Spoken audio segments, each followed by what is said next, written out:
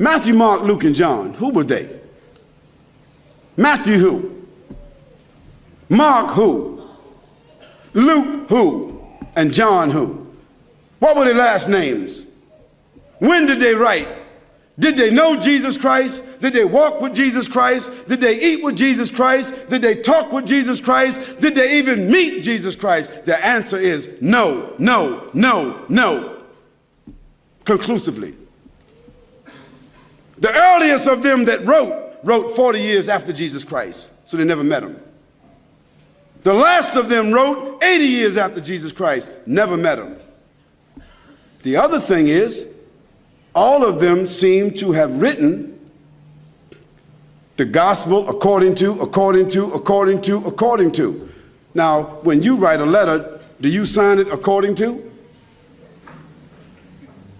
According to is the third party. If Joanne or Jackie or Bobby or Johnny told me something and I wrote it, I would say according to Joanne, Jackie, Bobby, or Ronnie, according to. But those four people would not write a letter and in front of it say Jackie according to Jackie and not even write her last name. Because if Jackie wrote me a check and only said Jackie, I couldn't cash it. And if I was a policeman and I stopped Jackie on the road and she had a license that only said Jackie, she's going to jail.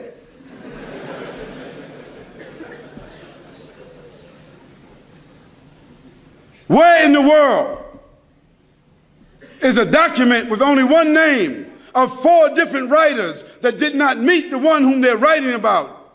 Where is that accepted in the whole world? Nowhere except in the Bible. And the church fathers and the church writers and the Christian historians, they all agree that perhaps those four writers themselves were only pen names.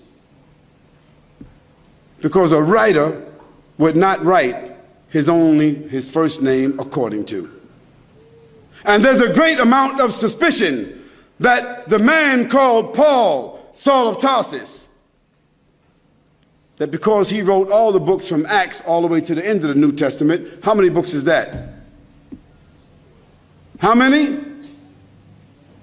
16, 15, 17, 19? All the books of Acts on, Colossians, Ephesians, Corinthians, Romans, Galatians, all of those books are written by whom?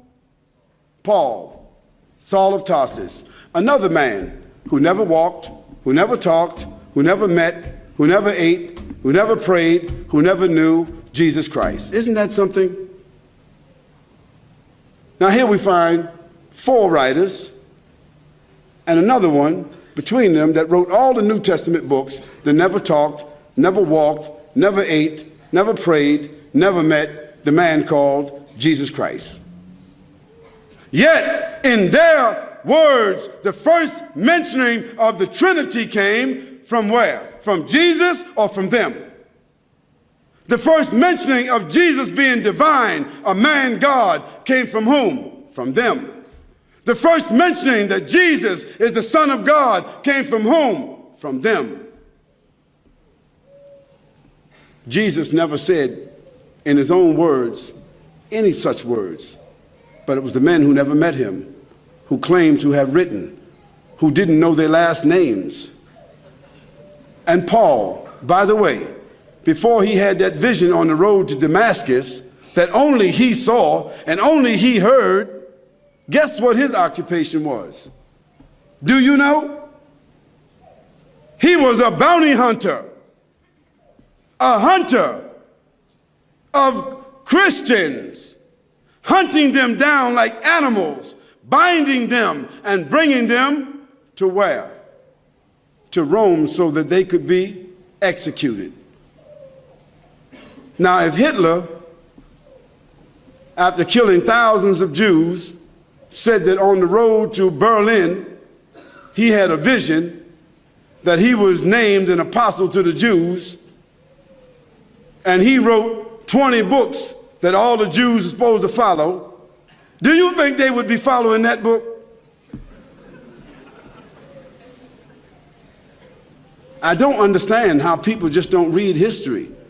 This is not what Khalid said, so don't get angry with me. This is your own scripture, your own Bible scholars, their own church fathers. All of them agree that Paul never met Jesus, that Matthew, Mark, Luke, and John never met Jesus. By the way, they were not disciples. Nor were they walkers and talkers of the disciples. They were just writers and historians.